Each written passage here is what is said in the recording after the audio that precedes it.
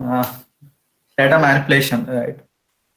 I think you are all are already aware of assignments, additional, multiplication, division, decrement, increment, right? This, I think almost everyone is familiar with these operations, even every department mostly.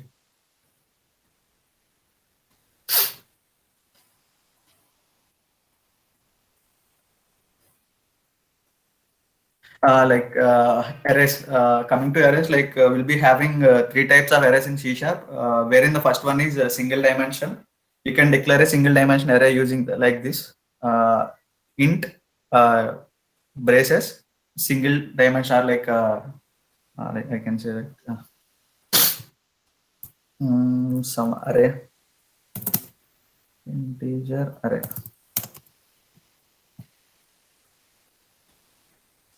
Mhm. Once I will show you an example. Something like this. Direct initialization is not needed. Okay, fine. We'll be having three types of arrays. In the first one is single dimensional array, and second two dimensional, and jagged array. Where I think single dimensional array will be having only one row, wherein multi-dimension will be having, I mean, two dimension, two, I mean, separated by a comma actually, two rows each, and jagged array in the sense like we'll be having multiple rows, but there is no need of giving equal number of columns actually. We can give as our wish, like in the first row we'll be having two elements, in the second row we'll be having three elements, fourth row we'll be having multiple elements. Let me show you an example of arrays actually. Uh, Meanwhile, I'm going to discuss on one example about loops actually. The very first one is I'm going to teach. The first one is for each loop actually. I think the for each loop just I have made, because I think you will be going to use this for each loop in the Unity actually, because you'll be having multiple objects there. I mean, if you want to iterate object based on that, you will be going for each loop. Actually, mainly for each loop is used for iterating the collection of objects. Generally, there is a concept called collections, where collections in the sense will be having collection of objects, a cluster of objects. So if you want to iterate a cluster of objects or collection, then we'll be go for each loop. Why only for each loop and not for loop? There is a scenario for each loop is in a performance point of view. For each loop is highly scalable when compared to for loop actually, and for loop is only for uh, data types like normal data types, integers and all. But wherein the for each loop may be mainly used for collections. Collection could be like a classes, collection of objects. We can use for each loop for that, but we can use for each loop in both the scenarios using iterating string. String, nothing but string is also a class, right? For every new assignment, we'll be taking a new object. So you can declare an array using a string like this, string cost. You can initialize using some values. As of now, I'm using string data type and string array. Let's say car actually. We'll be having four values here. So for each loop will do actually. For each loop under the hood, there will be something I will show you here. So for each loop, in the for each loop, every element, let's say we have four elements in the example, right? Four car names, but we used to see it as only four strings. But in the sense, string is nothing but a class here, and every new string is an object there. So for each loop, can you use it in iterating the objects? The same thing for multiple objects. Like if you have an employee object, if you have a student object, if you have a department object, you'll be having college objects. We'll be having multiple objects. Objects in the sense, object will be having again a collection of states and behaviors, right? A department will be having students, a department will be having faculty, a department will be having a library. So every state and behavior, department wise, will be having totals, aggregates, everything will be in a single object, in a department object.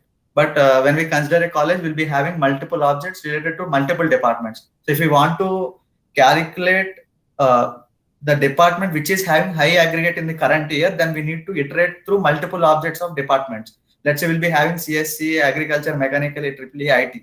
If we want to iterate through multiple objects, then we'll be going for each loop, not for loop. A for loop will cause a performance issue actually.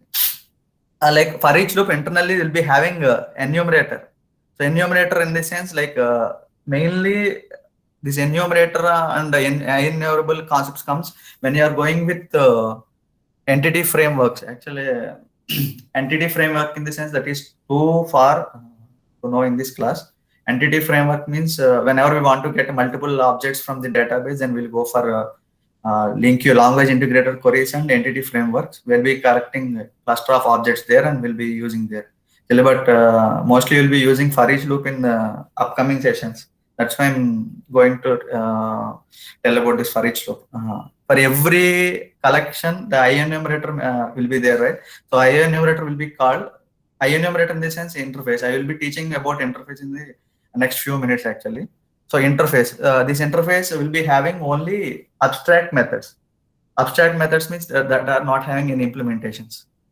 So it will be calling enumerators where I for every value or for every object, while loop will be inside the for each loop, and it will be iterating the objects, list of objects, and it will be assigning the current value to the index dot name, or if your object is having id, index object dot id. If your object is having object dot name, so for everything it will be assigning a value for moving with the move next method. So while loop in this sense, I mean like for each loop, inside the for each loop will be having a while loop where it will be iterating complete objects and it will be giving inputs one by one.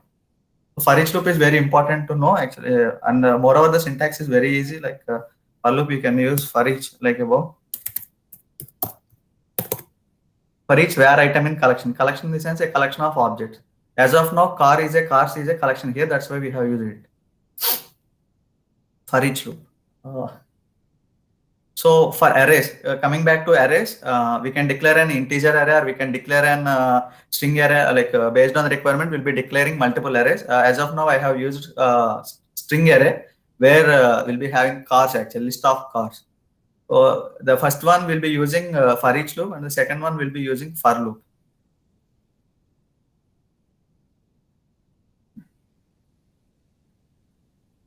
So I will call here. I'll call it here.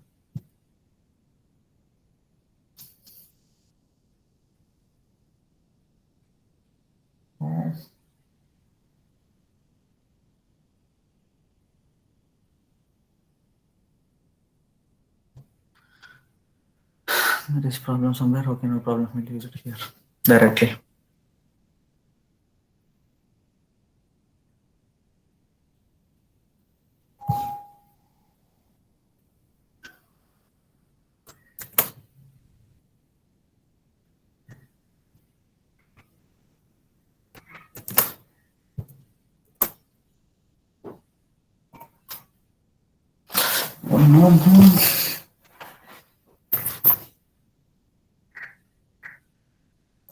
No problem. I'll create one more thing.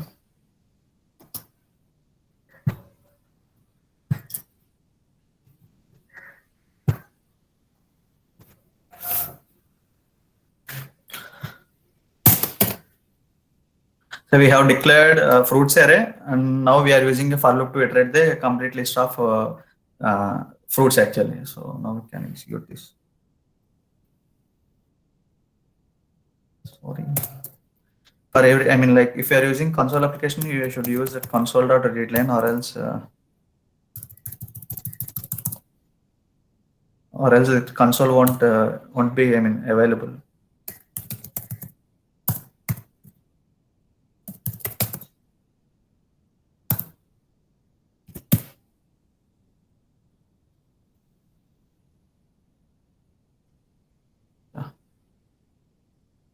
Apple. Sorry.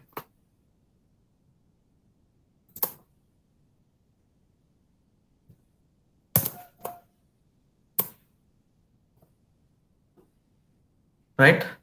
Now we are able to iterate the complete list of fruits, I mean string array using for loop actually. This is how we should declare an array and we should use iteration here with for loop. The same thing we can achieve with for each loop as well. If you want, I will show that also.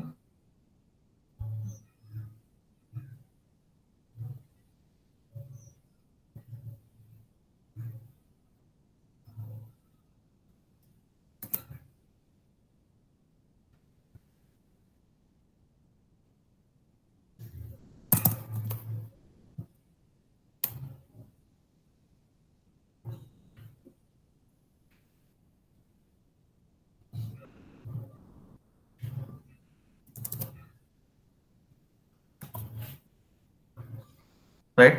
The same functionality is being done by for loop and for each loop, but where in the sense performance point of view, we'll be using for each loop for unity and all, like for the collections, because we are going to iterate a list of collections, group of, I mean, collection of objects and all. So that's where there we are using this for each loop. And next, into next for each loop.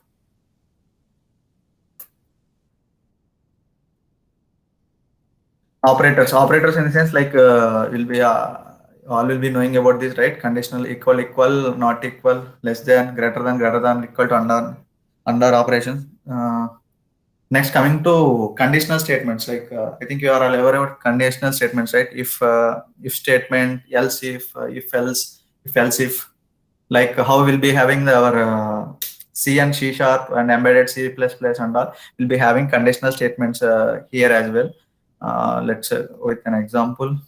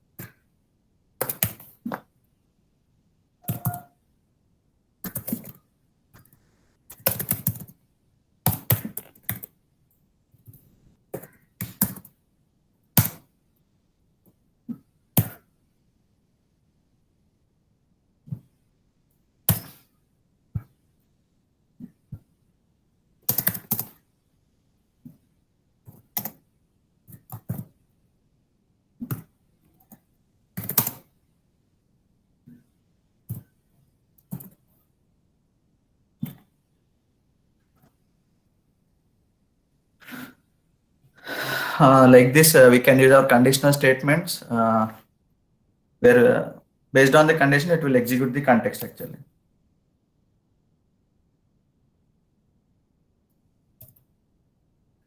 I have declared a variable integer and I'm checking the condition like this. Or else we can do it in same, if we are having only single line of statement, we will be using another method as well. Let's say string s equal to,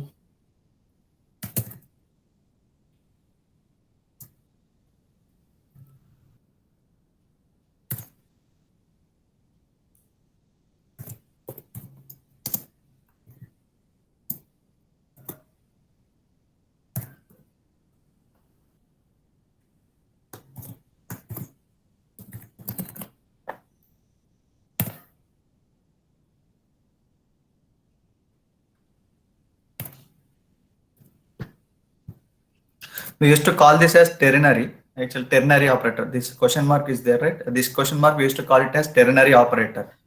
Ternary operator means it will check for the validity condition. See, if a value is less than 10, then it will allow less. The first value will be assigned. This is true. If the condition is true, the first value will be assigned. If the condition is false, the next condition will be assigned.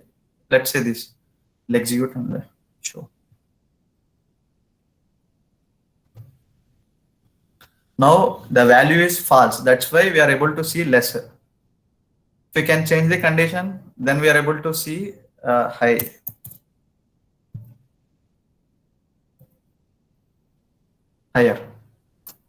right? So for single line of statement, or if you want to check a single condition, then we can use a ternary operator as well in case of, I mean, in the case of if. Similarly, like we'll be having multiple state control statements as well. We'll use if, else, and so on. Else if the condition is false, it will execute the below statement.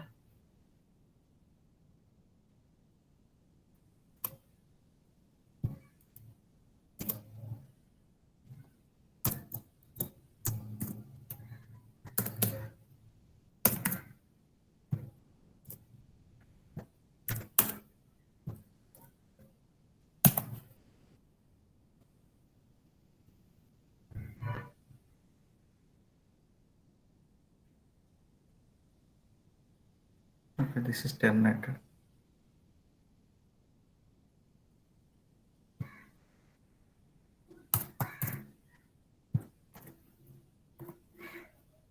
higher. The value is higher. Are you able to get? I mean, like, am I going little fast or I need some input from you guys? Like, am I going little fast or am I able to get something? So we are getting. Uh, Okay. it is just that like whatever you are typing, we cannot type it that because many things are already typed with you. So Yeah, it, yeah. Actually, I mean, I'm it having very less time to make you guys understand about the whole overview of C Sharp. Actually, C yes. Sharp is like an ocean, so that's when the interest of time I have already made the programs by sitting from morning actually 1 o'clock to 4 o'clock. I'm little messed with my schedule. That's why. Uh, So there is no problem. Like I will be sharing this complete list of programs which I have already there in my namespace and program. So I will be sharing it with you. No problem. But please try to understand the context before practicing actually. So what I'm saying is like we'll be having conditional statements. Conditional statements in the sense like we'll be executing some condition basing on the I mean validity. Validity in the sense whether if the condition is true, we are going to execute something. If the condition is false, then we are going to execute something. Say here, I have declared a variable, say a, and I have assigned a value 9. So if we compare a value, let's say a value here is 9. 9 is always less than 10, right? So the it will be executing else case. The value is greater than 10, then it will be executing other case. So that is what I am trying to explain you guys. Conditional statements. I think most of you are aware of these conditional statements. Like we'll be having different conditional statements like if else, else if, like else if ladders and all, right? So we'll be having again loops, infinity loops in the sense while conditions.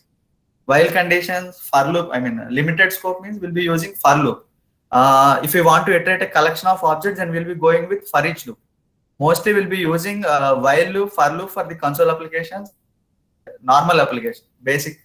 So if you want to iterate or if you want to perform database operations or if you want to perform operations in the set of collections or say collection of objects, then we'll be going with for each loop. That is what actually I think most of you are aware of this loop. That's why I'm trying to make it as fast as I can actually. If it is not so, like I will make it normal. Fine, I go ahead. so please. Yep. I think now you guys are familiar with conditional statements, right? Conditional statements: if else, if else, if. Like do while in the sense. I mean, do while. What is the main difference between while and do while? While condition will execute basing on the condition, where do while will execute for. Uh, it will execute one time before checking the condition, right? So up to now, I think we are all having data types, arrays, strings, and all, right. So now I think we are going to enter into the concept of OOPS actually. So OOPS in the sense I think most are familiar with OOPS, object-oriented programming. I think I will be giving a little brief about object-oriented programming with C Sharp actually. So can I go ahead and have it? Like, so up to now we have seen how to create a class, right, and how to create members, how to create a data type, right, how to give a data type, how to create a variable, how to assign some value, how to cast it, how to typecast it, how to box it, how to unbox it. Like I think most of the time I have spent on that. I think you have already seen, right? Up to now we are good. Then I can focus on the next thing.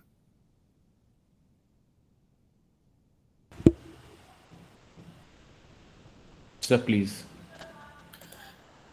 Yep. Oh, now we are going to have object-oriented programming in C Sharp. Like I'm going to discuss only few topics in the object-oriented programming stuff of C Sharp. Like the very in the first case is encapsulation. We'll be having encapsulation, inheritance, polymorphism, abstraction. Encapsulation. Uh, Encapsulation. Most of you know a capsule, right? What is a capsule?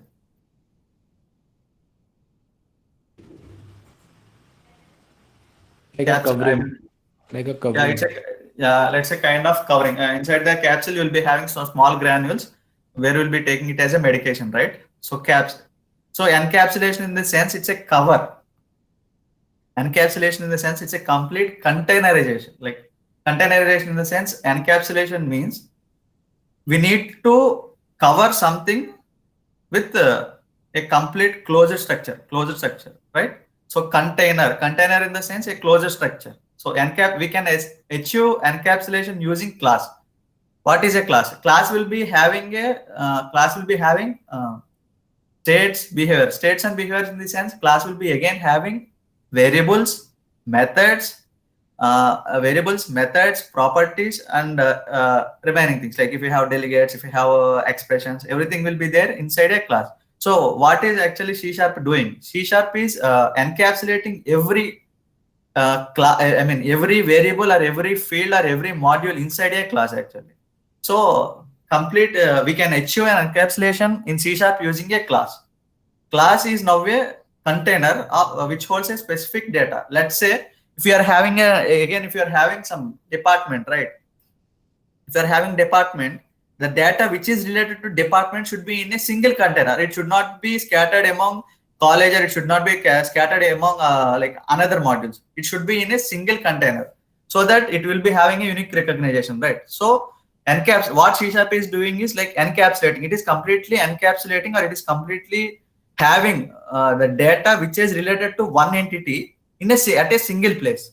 At a single place means states in the sense will be having variables, different types of variables, will be having different properties, will be having different methods. Behavior means nothing but the method execution. So whatever we want to perform will be performed using methods. So we call methods as behaviors. States in the sense variables. So every variable or every behavior or methods which are related to single entity will be provided in a single container. So that's why we call it as encapsulation. We can achieve encapsulation using a class. I will show one thing actually. You can show anything. So if we are having something like this, if you're having a program, so in the program, actually, if we are having some variables, let's say int department ID. If we are having department ID, if we are having department name, if we are having uh, department, if we are having department mm, faculty, let's say faculty name.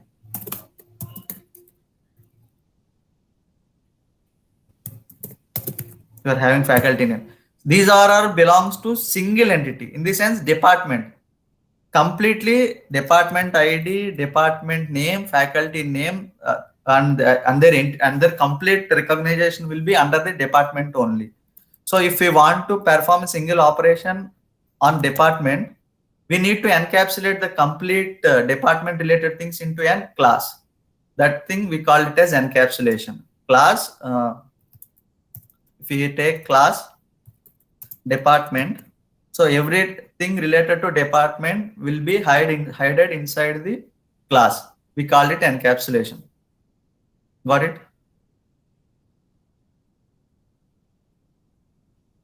What are the variables, what are the methods, whatever the events, whatever the delegates, whatever the function handlers, everything related to a single entity, let's say department, it will be enclosed, it will be captured, or it will be kept inside a single container, and it is called as encapsulation. In the C sharp, we can achieve encapsulation using class, where class will be having complete set of variables, complete set of properties, complete set of methods. Are you able to get the things?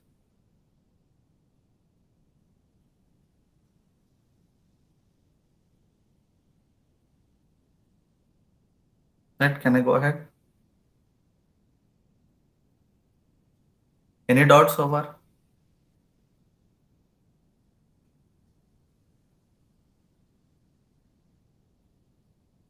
Any doubts? Am I audible now? Someone is saying that I'm not audible. Am I audible?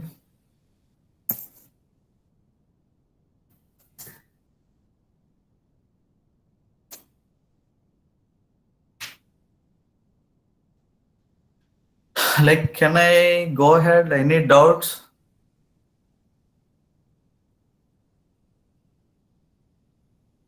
Any doubts so far? You said something. Yes, please.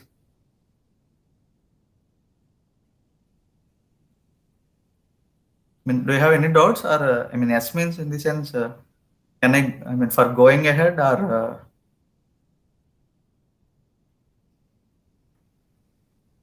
okay, I'm going ahead actually. Inheritance. Inheritance, like most of us know about inheritance. Like, we'll be getting our complete assets from our father. If our father will be having a car, then I will be having a car. If my mother is having a car, I will be having a car. If my father is having a villa, then I will be having a villa, right? I think most of you are familiar with inheritance. Yes, please respond. I'm just joking.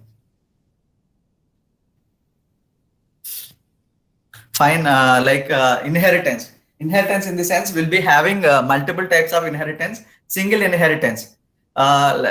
Single inheritance in the sense, if one class is being inherited from another class, say only one class. If we are having multiple set of classes, I will explain you example.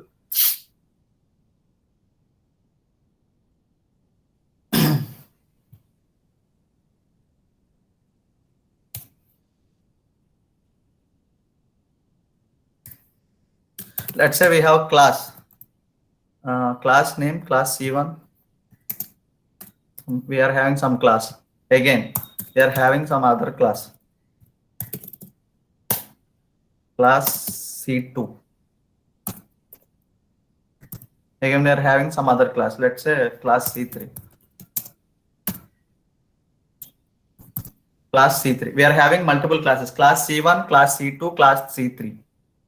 We are establishing a relation between two classes. If we want to establish relation between two classes, then we go with inheritance. Inheritance will be having two main things. One will be a parent class and another will be a child class. Let's say C1.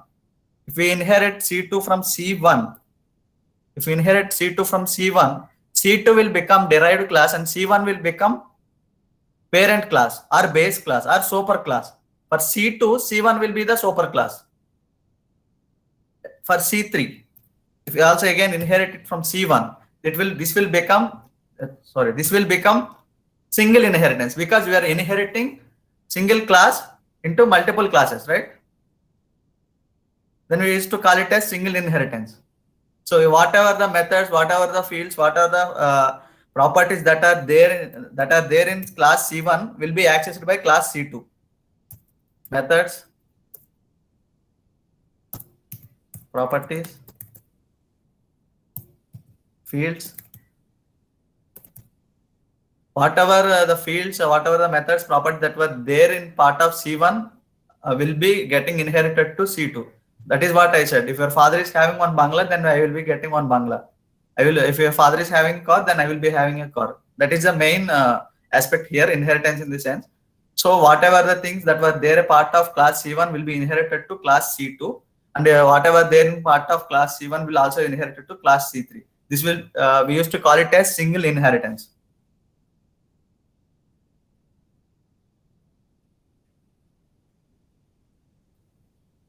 Multi-level inheritance. Multi-level inheritance in the sense, if we inherit one class to another class, and if we inherit that class to another class, then we used to call it as multiple inheritance. Let's say if it is inherited, we have class C1, right? In class C1, we are in class C2, we are inheriting it, right? Class C1. Class C2 is getting inherited from C1. Class C2 is getting inherited from C1, right? This thing we used to call as single inheritance. But let's say if we are having C3, if we inherit this class from this class, then we used to call it as multiple inheritance. If we inherit one class from another class and another class to another class, we are inheriting C2 class to here. We are inheriting C1 class to here. That's we used to call it as multiple inheritance. In the C sharp, we'll be having actually multiple inheritance also. Sorry, previously I spelled as multiple, multi-level. It is multi-level. In the C sharp, we'll be having multiple inheritance as well. Multiple inheritance is not yet supported in C sharp, but we can achieve the multiple inheritance by using interfaces. Again, that hierarchical inheritance and hybrid inheritance were there, but we'll be seeing it later actually. Polymorphism. I think more polymorphism. Polymorphism in the sense one name, many forms. Are you aware of that actually? Polymorphism.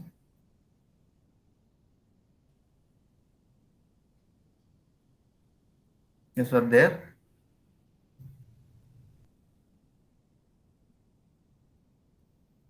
Not there. There.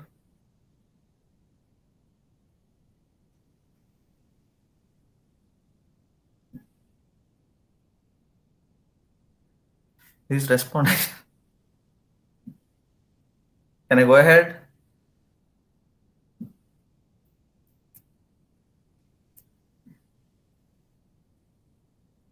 Am I audible? Let me check the chart. Yeah, then I am going ahead. Let's see one example for inheritance actually. Already done this. Let's say we have a class shape. Class shape. I think we are all familiar with the shapes, right? We'll be having multiple shapes like rectangle, circle, triangle, multiple shapes were there, right?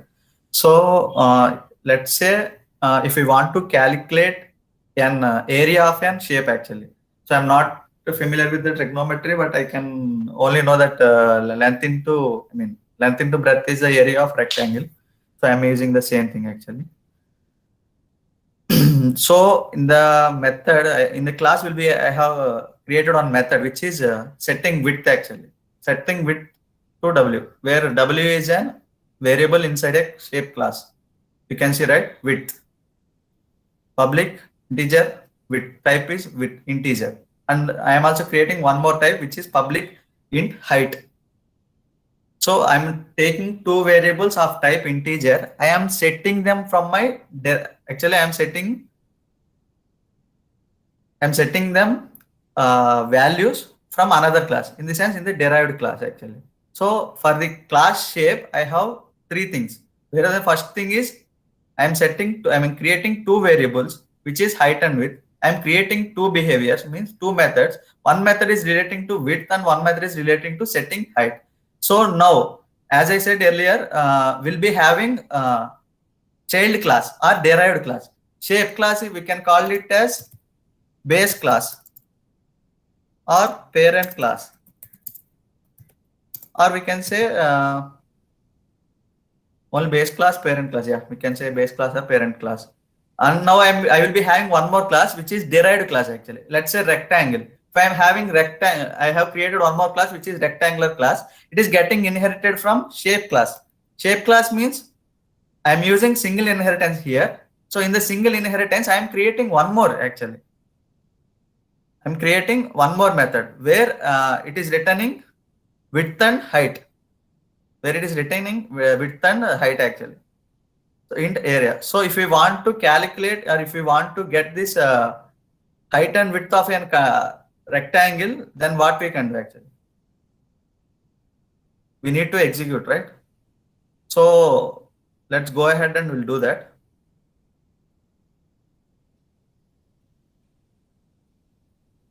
Here I will create an object for rectangle class.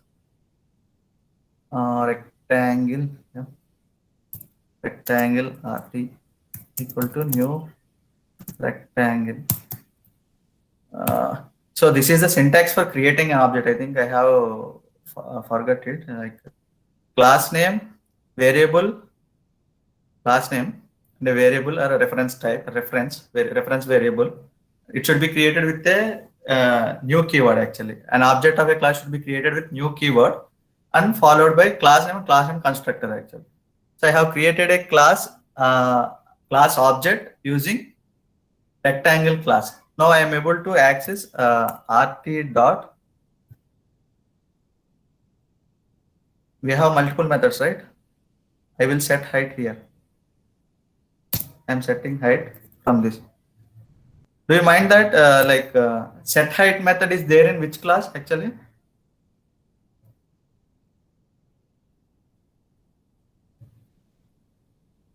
Have you seen that? I have created this set height method in different class, which is parent class. In the parent class, I have created two methods, right? Two methods. But what I am doing here, I am creating object of derived class, but still I am able to access parent class methods. How it can be possible?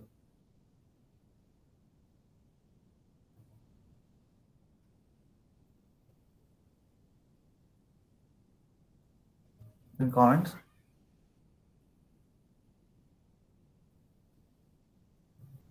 Yes, are there the track?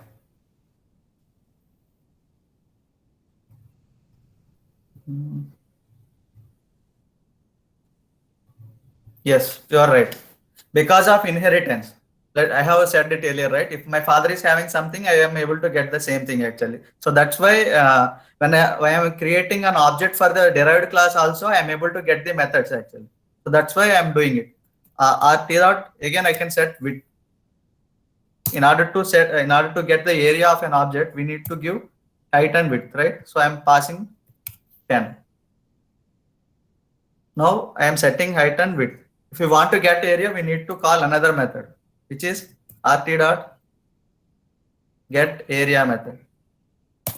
Get area, right? So I'm calling this method. If you want to print, like we can go ahead and print.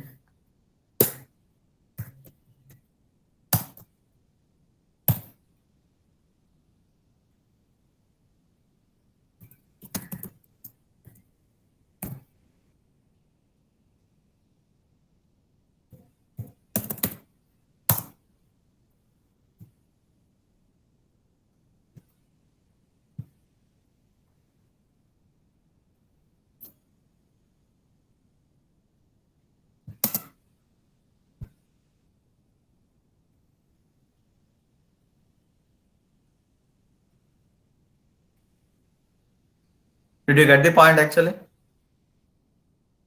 Till now, any doubts about inheritance? Feel free to ask actually.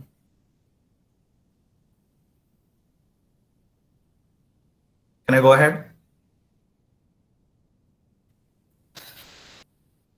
Or can I come again actually?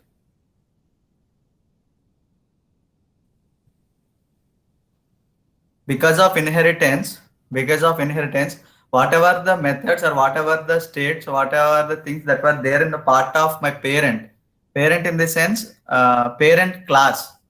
In the parent class, what are the things that were there that can be accessed in the child class? That can be accessed by the child class. So we can set the height and width. We can set the height and width of a parent class by using object of the child class. So that is what I have did it here. I have created an object class name, reference variable equal to new rectangle. Rectangle in the sense rectangle is the class name, and this class rectangle class is the derived class. Rectangle class is the derived class. From the derived class object, I am able to set the height, which is of which is from parent class. Set height is from parent class. You have seen that, right? In parent class, I have set height method. In the child class, I am having set width method. I am setting the both the things by using. I am setting the both the variables. I am setting the both the values or both the variables using child class object. This is possible because of inheritance. So this is an example for single inheritance. So similarly, vice versa, we can do this thing for multiple inheritances, multi-level inheritance. So we can inherit multiple classes from one to another. That is called as multi-level inheritance. In the next, the ongoing session, I will be going to discuss you with multiple inheritance, which is not there in C#, but it will be possible when you are going to use interfaces.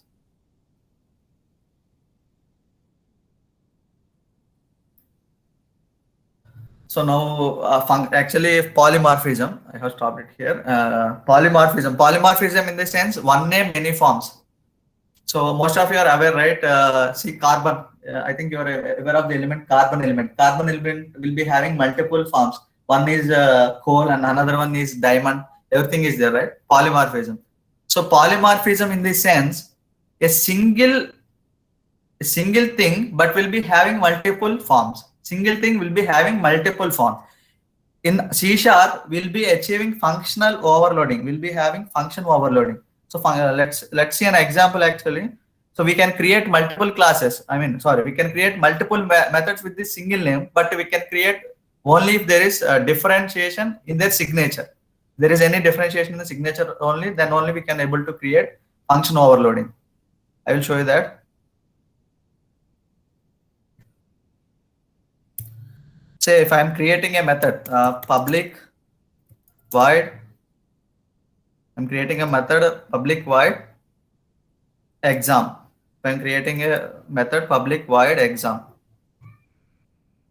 with a signature. This is called as signature for a method actually. Creating a method will be like access modifier. We used to call public as a access modifier. Public will be having multiple access modifier. Now as of now we are using public access modifier and return type. We used to call void as return type. Return type and name of the method.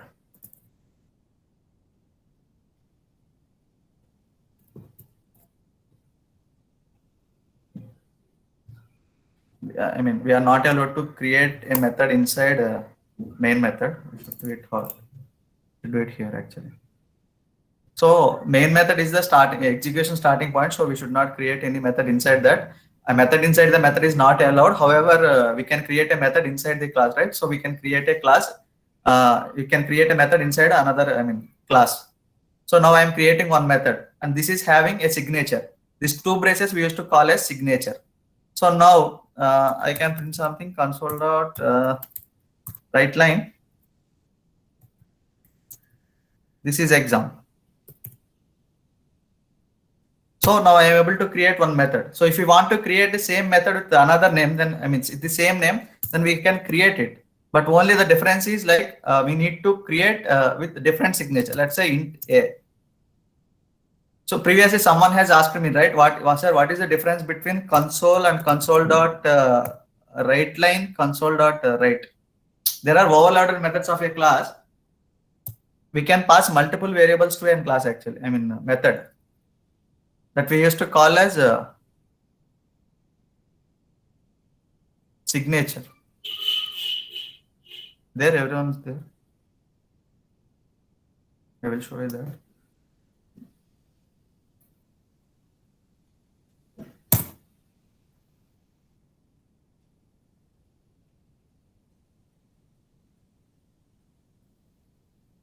See here. Able to see? We'll be having write line method. We'll be having write line method, which is of type, return type is void, and return type is void, and its access modifier is public. Why static? Static keyword in the sense that can be accessed only with the class name. If we declare a method with static keyword, then that can be accessed only with the class name. There is no need of creating an object. See here, if we use the keyword static, this method can't be accessed if we create an object for program class.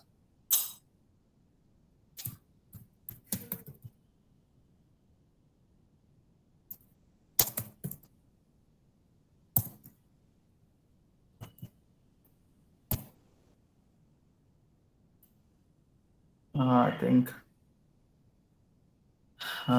we should not create an object program class.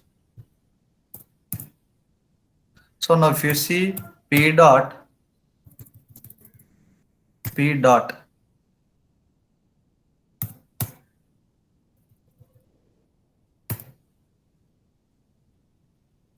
dot.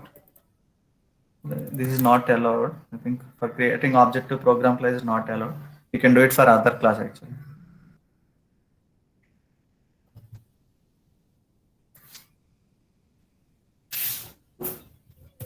That is when like if you want to achieve function overloading, then we need to create methods with different signature actually. So public void exam int a. Again, we can create this with public void exam. We can create the same method with the same name, but we need to use different signature.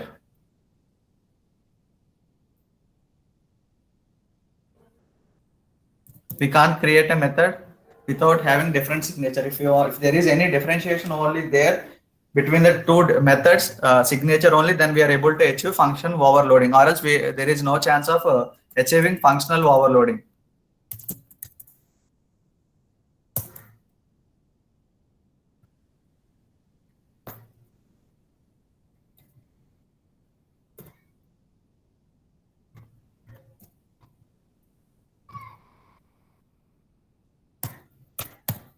Function overloading can be called as static polymorphism as well, because whatever the objects or whatever the data that got binded in the compile time will be there up to runtime.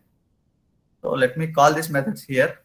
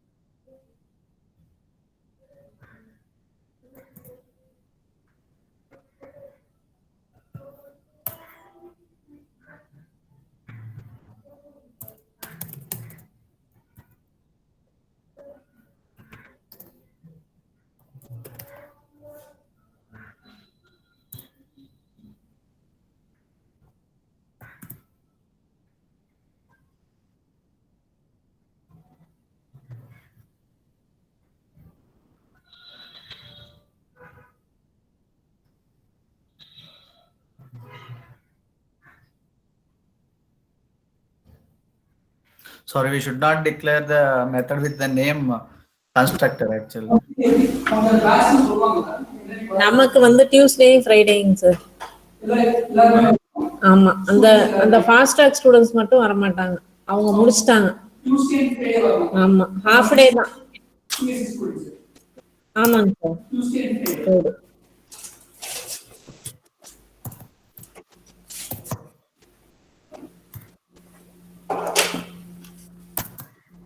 We can call the method multiple times, but we need to differentiate with values. Let's say if we give value 1, it will get executed.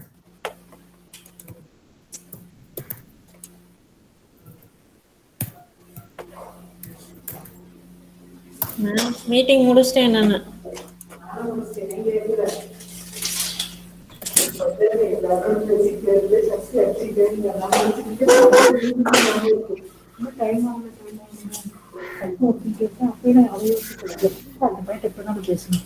சும்மா நெஞ்சை கூப்பிட்டுக்கிட்டே இருக்கேன். Did you see that?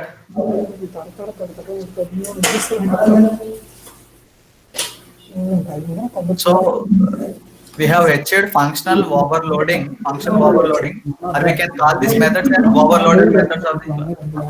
Participants, could you please go on mute so that it will be good for other participants as well.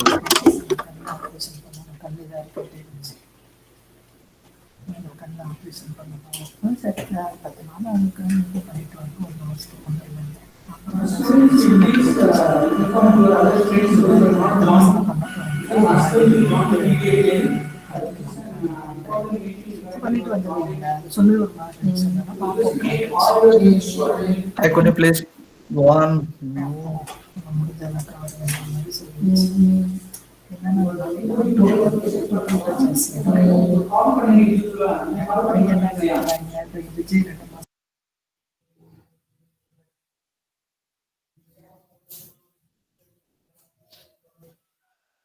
Okay, can I go ahead? No. Any doubts so far?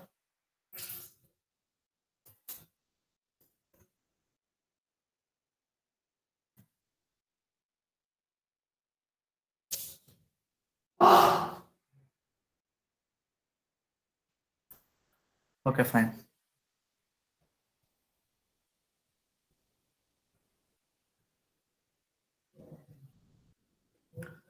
Actually, now we have achieved functional overloading with different, I mean, same methods and different signature.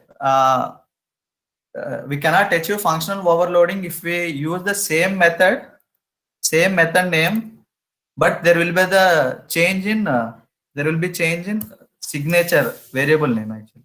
So we cannot achieve functional overloading if we say like above will be having one method exam1 with the variable one, a single variable with the signature, only one variable is there, right?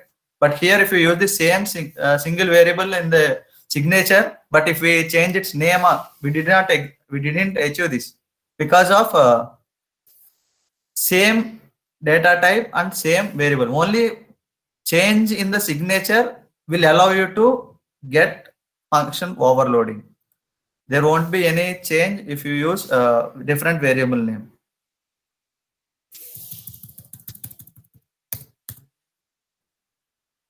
It is not allowing. Let's see here what it is saying. Type exam1 already defines a member called exam1 with same parameter type.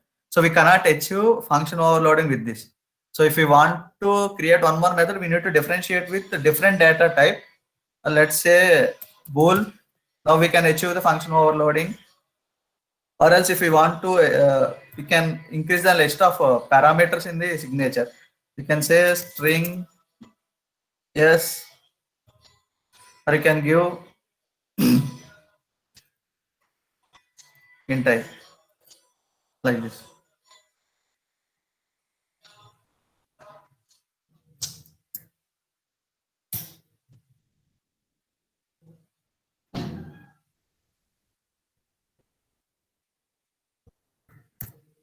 Got it?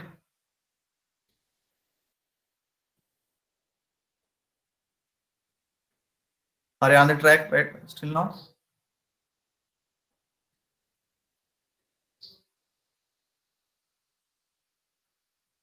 I'm going ahead. Like, thanks. Actually, there is something to tell here. Actually, as of now, in this function overloading, we are achieving it as a static thing. Actually, function overloading we can call as static polymorphism.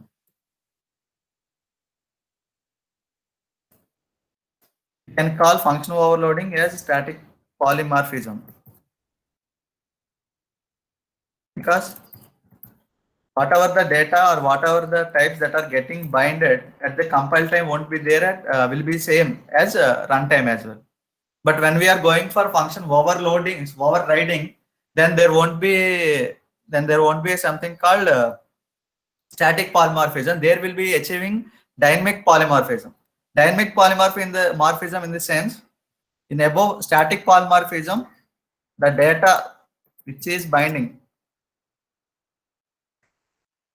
at compile time is getting binded at compile time will be same as runtime, but wherein functional overriding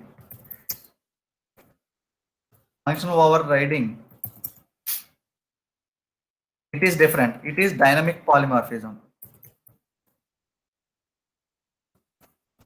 Dynamic polymorphism in sense data which is getting binded at the compile time will not be same as runtime. Whatever the data that got binded at compile time will be changing.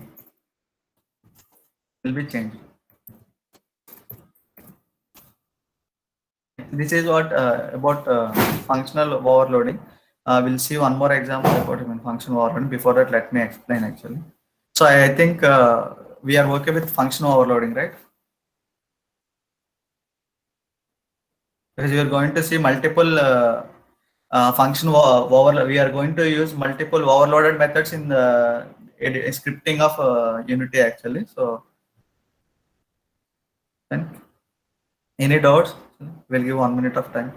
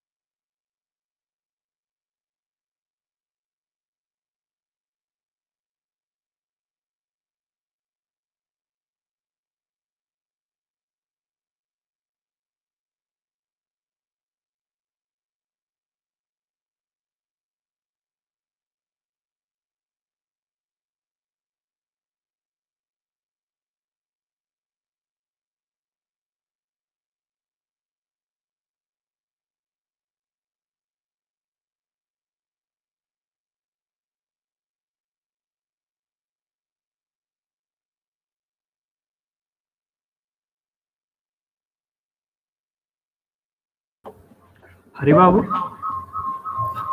Yeah, I'm there.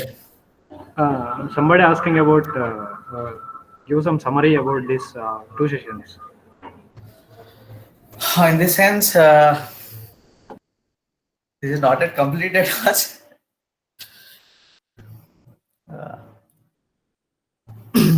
But I need to take collections. Okay. Okay, let me give 5 minutes of time. Please give me 5 minutes of time. So I will have one more about function overriding. Then we'll go with the complete overview of the session. Then we'll go into wind up. Sure. Okay, carry on. Yeah, I'm going to tell about like function overriding. As of now, we have seen only function overloading.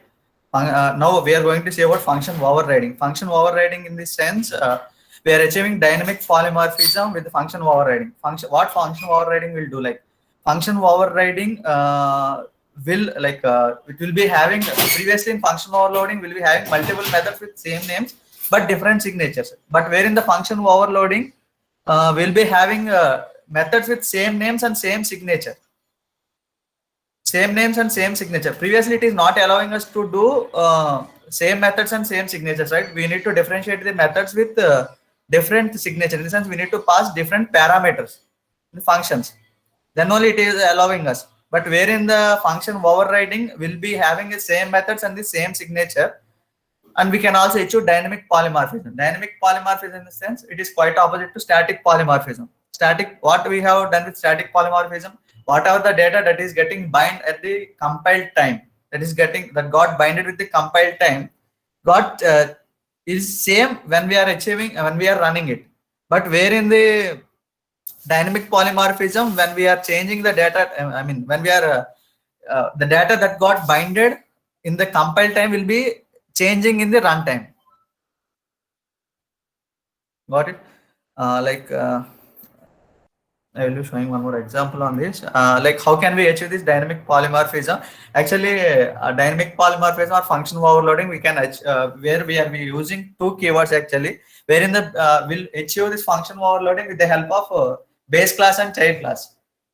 In the base class, we'll be using virtual keyword, wherein the child class will be using override keyword. So whatever was the method, whatever the method that was declared inside the base class will be given with virtual keyword. So while compile time, the data from the parent class will get binded, but wherein the execution time or wherein the runtime, the data that is going to be executed is from child class. Got it? Let me show an example. I'm not sure I have talked an example or not.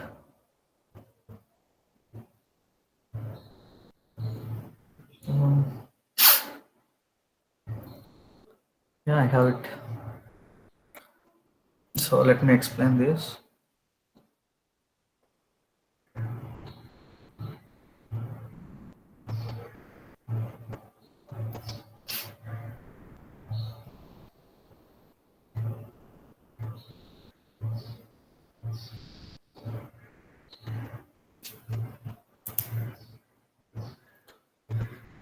Function overriding. I told you, right? Function overriding will use two keywords, wherein first parent class will be using virtual keyword, where child class will be using override keyword.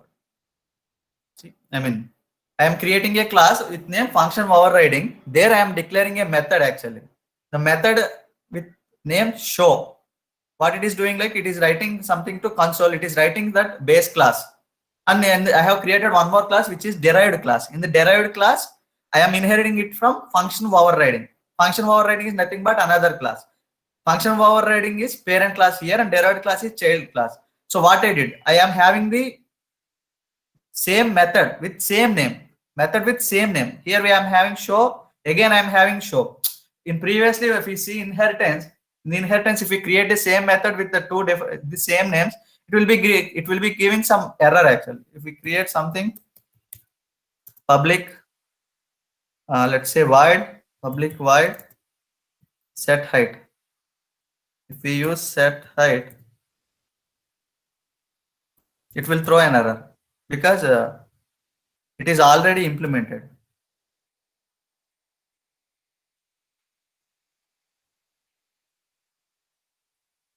Yeah, maybe it compiled runtime, it won't execute actually. We should not do that actually. It won't allow us to create a same method with the same name from a parent class to child class, because if you are inheriting from a parent class, then there will be ambiguity issue.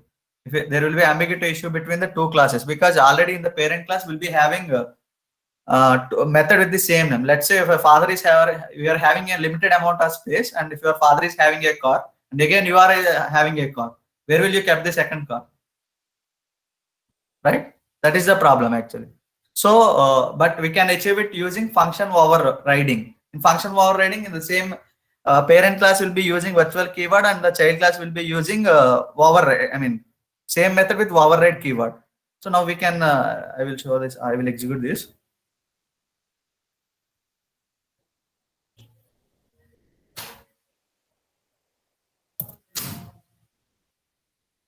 Fine, this is fine.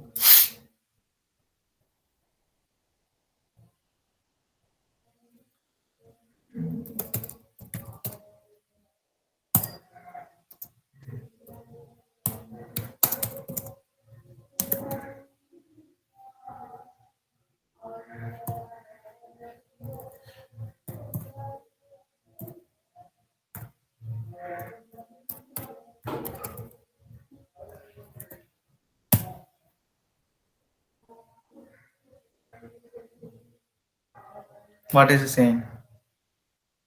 Function overloading class doesn't contain a definition to show. Function overloading. Having the same method. We are having the method here, but still it is showing that.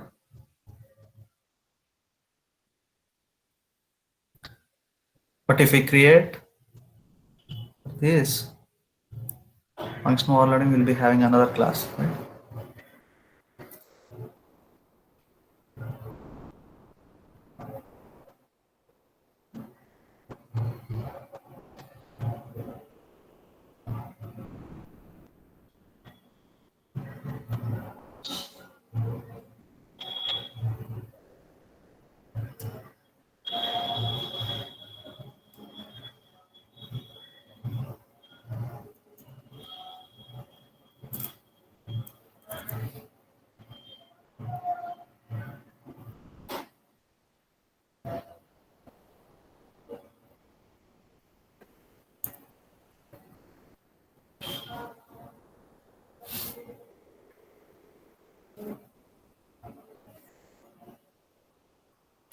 Functional overloading equal to new. Need to save it.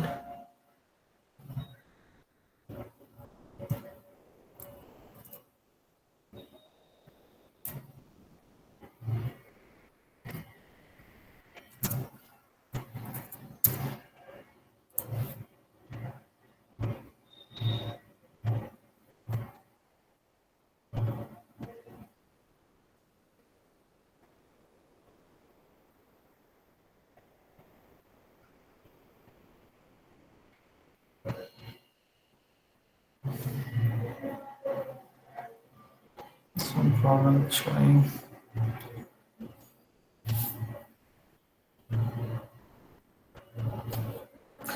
Equal to new. We need to create child class object.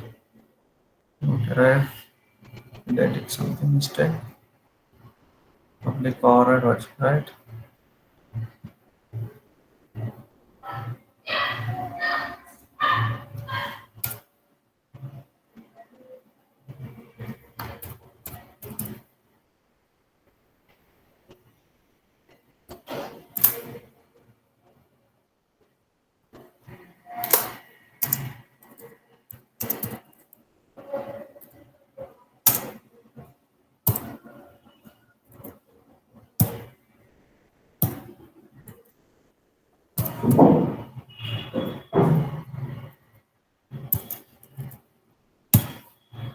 Let's say if you use this main class and execute this, what it is doing, it is calling actually parent class. It is not calling child class. So what we need to do here to achieve function overriding, we need to create an object for a derived class actually. So derived class in this sense, we need to create an object for derived. So now we have created. So I'm using fd.show. What it has done, derived class. Now we are getting the method is getting executed from derived class. That means, so whatever the method, whatever the thing that is getting binded during compile time, the method fc.show, the method fd.show is from parent class, but at runtime, during runtime, fd.show is from derived class. That means the data that which is getting binded at compile time is not getting executed at runtime. That in the sense, the derived class method is executing, not the base class method. So this is called dynamic polymorphism. In the dynamic polymorphism, we used to create a reference variable of parent class, and we will create object of derived class. Then the data of derived class will get binded because we have used already override keyword, which implements a function overriding. So function overriding, we'll be able to achieve function overriding using polymorphism, dynamic polymorphism using function overriding. That's it.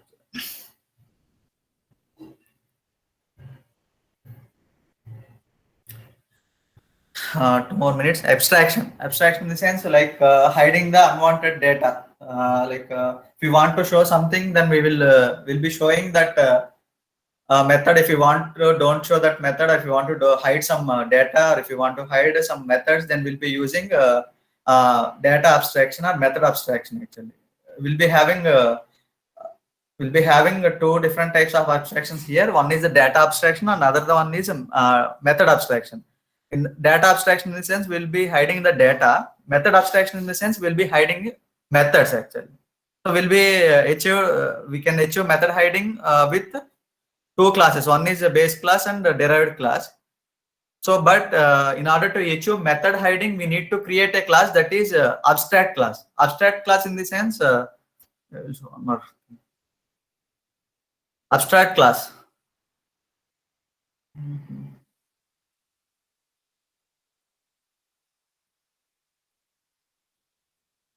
If you declare some class, let's say if you are having some function overriding class, if you declare a class with abstract keyword, if you declare a class with abstract keyword, then we call the class as abstract class actually. So abstract class will be having two different types of methods actually. One is related to concrete method. Concrete method means that which is having body. Let's say this public method. This method is having body, right? Which is not even having body also. Like we can declare public void display, and this doesn't have any implementation. So we can override this class in the derived class, or we can hide this class in the derived class by using override keyword. I'm sorry, virtual keyword.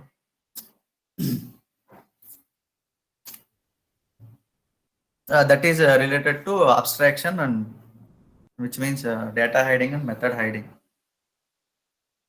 Collections. I think you are aware of stack, queue, hash table, and all. Like, what is the difference between the normal collections? Actually, collections and generics.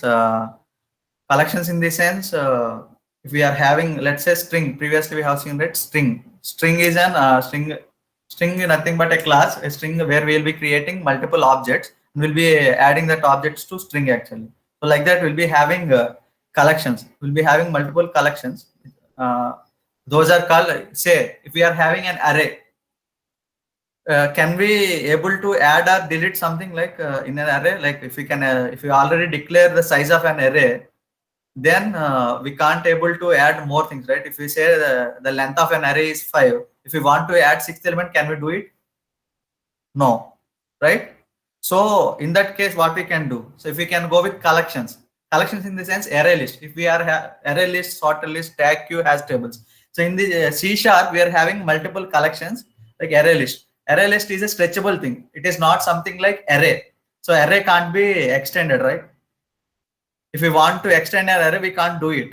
We need to create some other variable, some different length actually. But with array list and all, we can create a stretchable arrays or stretchable types where we can add as number of values or many number of many number of objects and many number of methods. Whatever we need, we can add in an array list because array list is stretchable. Like the remaining actually. In generics. Here generics we have generics in the sense generic collections. In collections, if we want to create a specific type, let's say list integer. If we are having some integer type,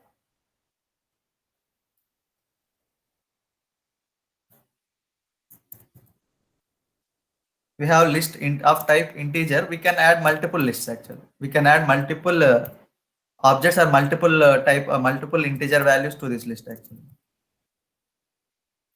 Like this, the syntax will be like this. If we want to add multiple values, we can add multiple values to an list. Why generic collections? So if we want to, previously I have shown you, right? If we convert one object to another object, then there will be a concept of typecasting. So if we want to avoid typecasting, then we'll go for generic collections. Generic collections will allow the data, but it doesn't ask for data type.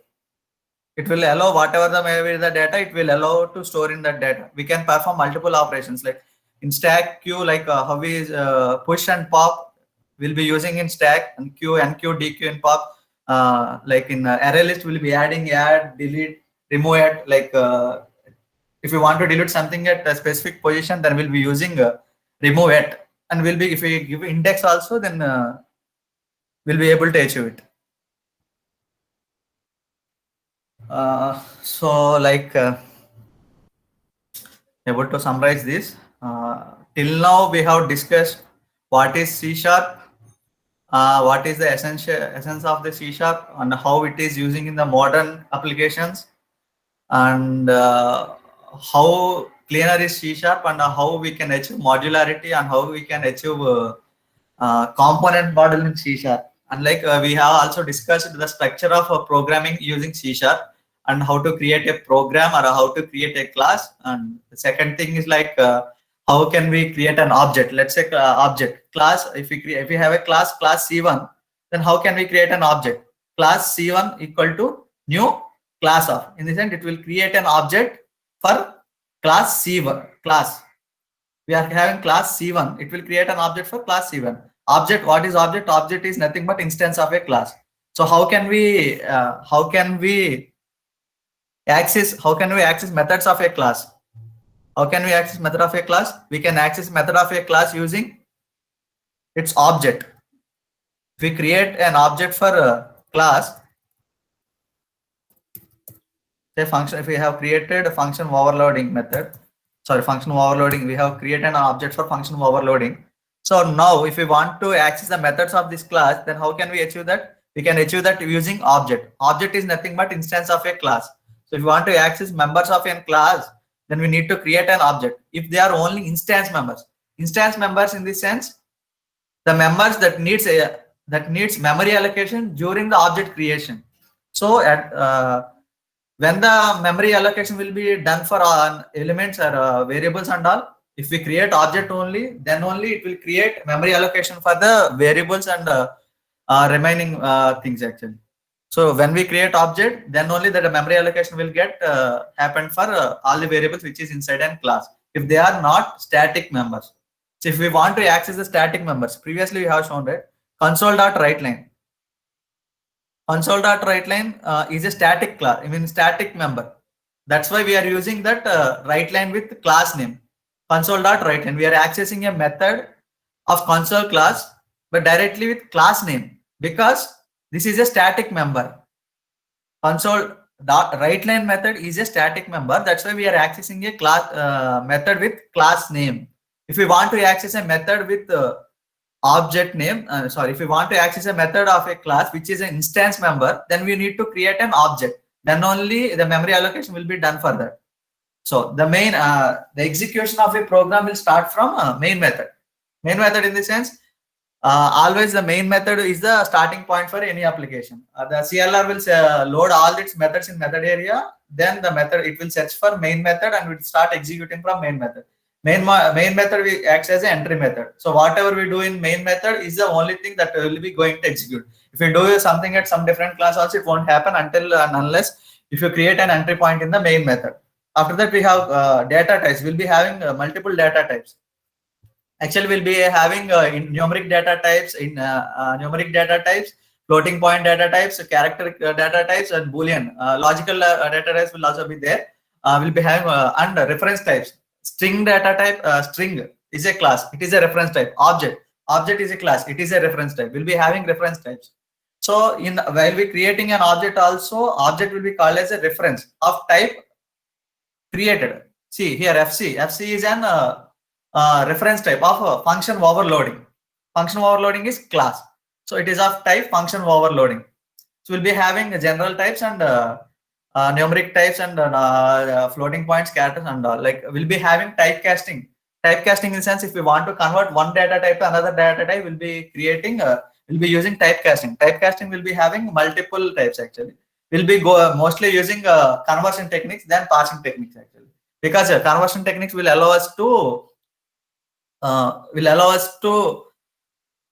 convert from any data type to any other data type. Wherein parsing will only be used to convert from string data to other data type. Boxing, when we are going with boxing, if we want to convert one object type to another object type, then we'll be going with boxing. Mostly boxing will be using when we are when we are creating application that interacts with the database layer, mostly because we used to work on database layers.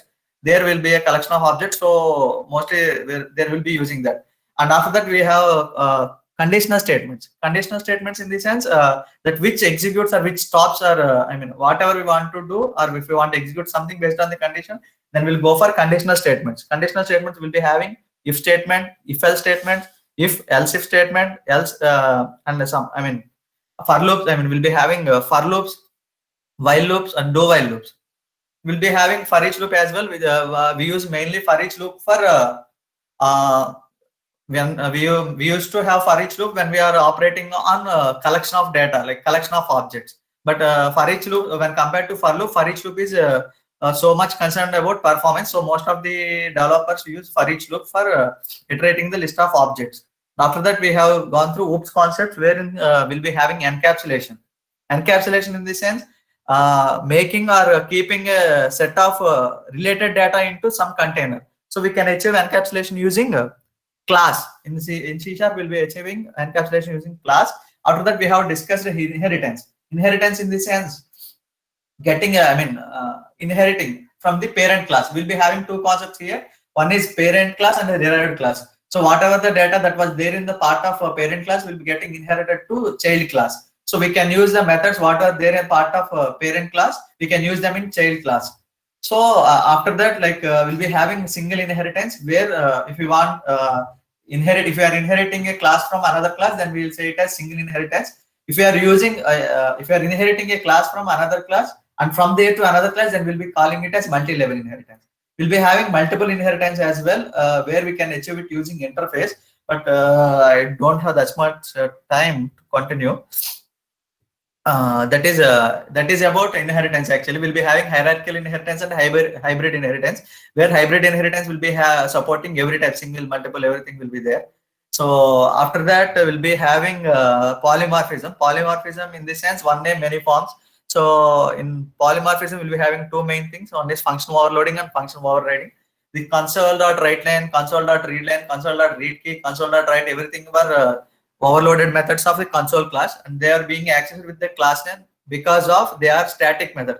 A static method doesn't need any memory allocation, and it will get executed. I mean, it can be called using class name. So wherein if we want to execute the instance members or instance methods, then we need to create the object of the class. Object is nothing but instance of the class. The members and member variables of the class will get memory allocation once the object is created. So if you want to access any member of an instance, if you want to access an instance members or instance fields, you need to create an object. Like a function overloading. Functional overloading. The functional overloading, we can create multiple methods with the same name, but we can't create with the same signature. We need to create multiple signatures. Let's say if we're having exam in exam method, we can create multiple exam methods with different signatures. For in the first one, we can't give any we can leave it empty. In the second, we can give some integer. In the next thing, we can give string. The next thing, we can give multiple multiple parameters. That is functional overload. Then in the function of overriding, in this sense, functional overloading we use for dynamic polymorphism. In the sense, dynamic polymorphism is the data which got binded in the compile time won't get executed, but the data that got executed will be from a runtime actually. So in functional overloading, the data which is getting binded at compile time won't get executed at runtime. So that is about function overloading, as well as we'll be having collections and generics, which we call as generic collections. Collections in the sense we'll be having a normal array list, sorted list, queues, stack and all, where there is no concern about any data type. They will be holding any data irrespective of data type. So if you want to work on collections of its generic type, or of a specific type, let's say integer. If we have integer types, if we have string type, if we have employee type, if we have department type, then we will be going to use generic list, because when we use generic list, there won't be a concept called typecasting. So there is no need of unnecessary typecasting, so which improves the performance of the application. So the mostly we'll use for generic list when we are going into high-end architecture. There will be also having a hiding abstraction. Abstraction we can achieve using we'll be having two abstraction things. One is data abstraction and one is method abstraction. Data abstraction, if we want to hide some data, then we'll be going for data abstraction, and if we want to hide some methods, then we'll be going with method abstraction. So in method abstraction, we'll be hiding the parent class data from a child class by overriding it. That's the complete thing. Actually, I will show one last thing. Interface. I told that I will be telling you this at the end, right? So interface. So generally, I told you in the starting that most of the C# components are reusable. There won't be any waste of using the C#, right? So interface is the thing, or interface is the hero here in C#. So if whatever interface is of type abstract, actually interface doesn't have any implementation. If you see here, int get cost of int area. Int area means this method is having parameters and signature. It is having signature and it is having some declaration, but the definition is not here. So it is if we say department, if you want to calculate something, if you want to calculate, or if you want to perform, let's say licenses, we'll be having multiple license like basic licenses, premium licenses, like extra premium licenses. So if we want to give multiple features, then we will be going for interfaces, because by using interfaces we can achieve security as well. Here, if we want to calculate cost, actually, then I am using interface. So in interface, I'm having one method which is get cost. So I am using multiple inheritance here. Multiple inheritance in this sense, if we are inheriting a class from multiple things. See, I am inheriting the class rectangle from shape1, as well as I am inheriting the class rectangle class from iPaint cost. So I'm using two things. This is called as multiple inheritance. We can achieve multiple inheritance using only interfaces. We can't achieve multiple inheritance without interfaces. That's why I told you that multiple inheritance can't be possible if there is no inheritance. Sorry, if there is no interface. So if we want to calculate the cost, then what I'm doing is like I'm getting the area and getting a cost. We are having rectangle. Because of rectangle, we are giving some cost. Let's say we are having circle, then we can implement our own thing. We are having some different things. We are having not rectangle, and we are having some square. Let's say square, for square, width and height are same, right? So width star width. So then we can cost very less amount, because square will be little less. So like this, by using interfaces, we can achieve multiple inheritance. That is the thing. Yeah. Any doubts so far?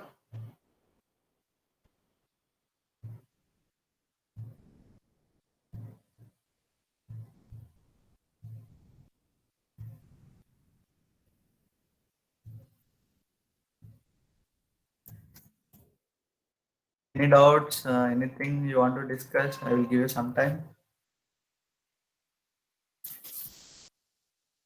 Actually, sorry for a little fast track. Actually, I'm having not that much time to discuss, and that is, and anyhow, C# is not that much. What we can say, like, it is very vast to learn. Actually, as you know, there are multiple versions from C# 1.0 to C# now 8.0 is available. So there will be multiple features as an add-on at every release. In C# 1.0, we'll be having at up to C# 2.0, there is no concept of interfaces. There is no concept of overloading. But after C# 2.0, they have added interfaces concept. They have added function overriding concepts, and after that, in the function 4, I mean C# latest one, they have added 6.0. They have added anonymous types. They have added lambda expressions. They have added arrowed functions, like that. On every release, they are adding different things. So which making developer job very easy, actually. So there is a vast support for C#. So better if you want to learn, there are many open and like open sources to learn C# and all. Like for web development, if you want for web development, if you guys are good, like you can learn Unity 3D platform and like virtual gaming. There is lot of scope for virtual 3D gaming. So there will be lot of requirement as well in the industry for virtual. So as I told you, right, I am from industrial automation domain, where we'll be having a complete industry as a 3D object. Complete, let's say if I'm having a company, I'm having some turbines, I'm having some motors, I'm having some burners, I'm having some chimneys and all. We used to completely create a 3D models for everything of an industry. From there, yeah, you are right. From there, we used to get the data inputs like sensory data and all, and we used to automate them. I used to work on industrial automation domain, where we'll be having C++, C Sharp, Angular, nothing actually. Our scope is not limited there in our company.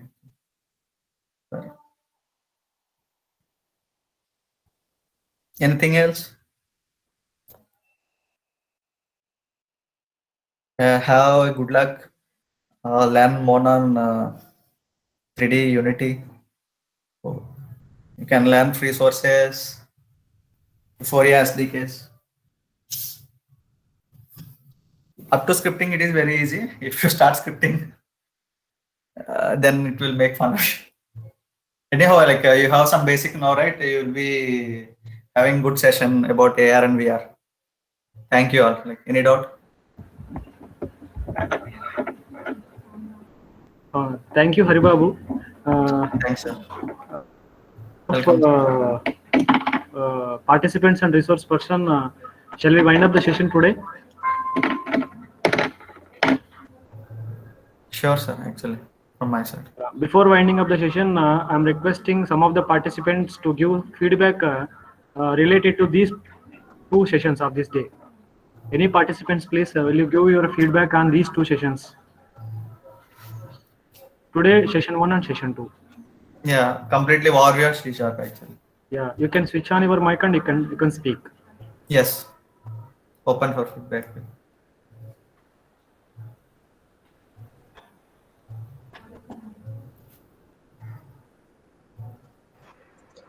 Sir, I'm Vasantaratna. Hi. Really, it was good because I am not from a programming background, but still I felt comfortable with the way he explained right from the scratch. So Yeah. I have developed a confidence that I may be able to program. But Thanks. if he had given us before itself, if he had installed the C Sharp, simultaneously we could have worked out and we could have had a hands-on training, but still Yeah. it has given us the confidence that we can do it. It's Yeah. really wonderful. Thank you so much, ma'am. Thank you, ma'am. Any other participants?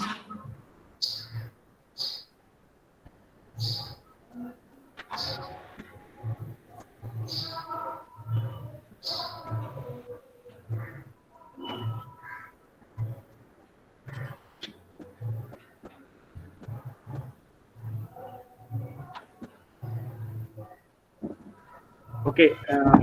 Thank you, all the participants, for your patience listening and for your cooperation. With all your permission, I'm going to end up the session. I'm going to end up the session. And the last session will be started by 2:30 p.m. today, and the session will be handled by Dr. Amit Kamra, Assistant Professor from Ludhiana. He is going to take care of something virtual reality. So please, I'm requesting all the participants to join the session by 2:30 p.m. exactly.